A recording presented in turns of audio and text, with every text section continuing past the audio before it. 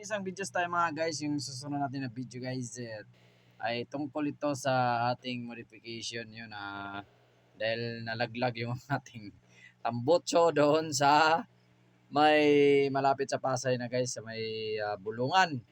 Nalaglag yung tambutso natin dahil bulok na siya at hindi natin na pa-welding ng maayos, gawa ng kinulang tayo sa budget na stainless. Kaya buti na lang may nagbigay sa atin yun, shout out pala sa nagbigay sa atin ng tambutso na pang-click yon, Boss Marwan Beronia yon, sa mga tropang Beronia, shoutout sa inyo. Thank you boss. At bago yan, intro mo na. Pasok!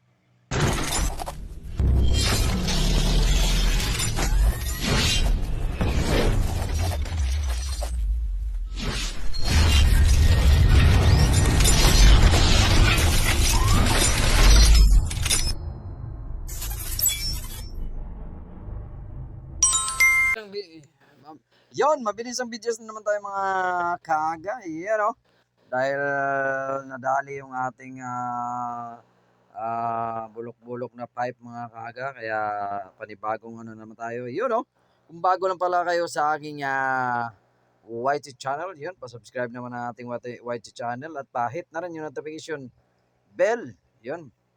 Para updated ho kayo sa ating mga susunod na vlogs at ang ating FB profile, Aga Cesar Works, at Aga Cesar Vlogs naman sa ating FB profile, at pa-follow na rin at pa-all notification na rin yung ating FB para updated kayo sa ating mga DIY na pwedeng makatulong sa inyo at pwede rin gamitin sa panghanap buhay.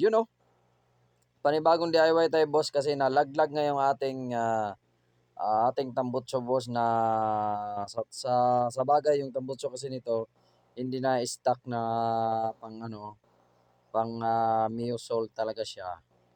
Kaya gagawa natin ng paraan to mga boss at ang ginawa na at nga pala magsha-shout out tayo pala sa mga lahat ng mga tropang riders diyan, yun, sa mga Lala riders at sa mga MC taxi riders, shoutout sa inyo at ingat kayo. Sana makatulong yung mga videos natin na mga ganito. Yan, mahalaga siguro sa mga ganito at mayroon kayong mga welding, yun, grinder, yan, isa sa mga kailangan kung kayo hindi talagang practically na yun ang magandang maipon kasi walang yun, hindi basta-basta naman nasisira.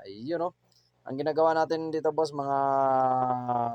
kumbaga mga craft lang to, mga second hand lang to, mga parts na ginamit natin dito, pang-bracket natin kasi i-convert nga natin yung ating pipe doon sa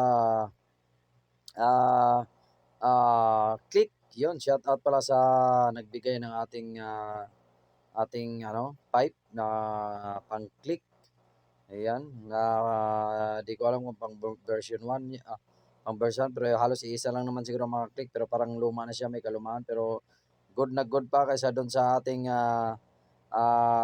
isang tambutso na pang myocarb, at yan at yan, mga retaso lang yan mga guys, yung mga ginamit natin, yung pinag-anuhan ng R3, yung sprocket niya doon galing kay Boss Gary.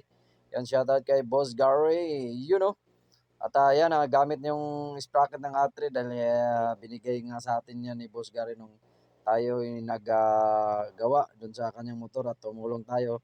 At yan, binigay na yung pinagpalitan na sprocket, Yung ibang parts ng sprocket mga boss, hindi natin din tinapon yon. Kinabit din dyan sa ating carrier, sa ating box dyan. Yan po yung nakaipit siya at yun yung ginamit natin pangilalim doon sa ating carrier. Ayun mga boss, mag-symbol tayo.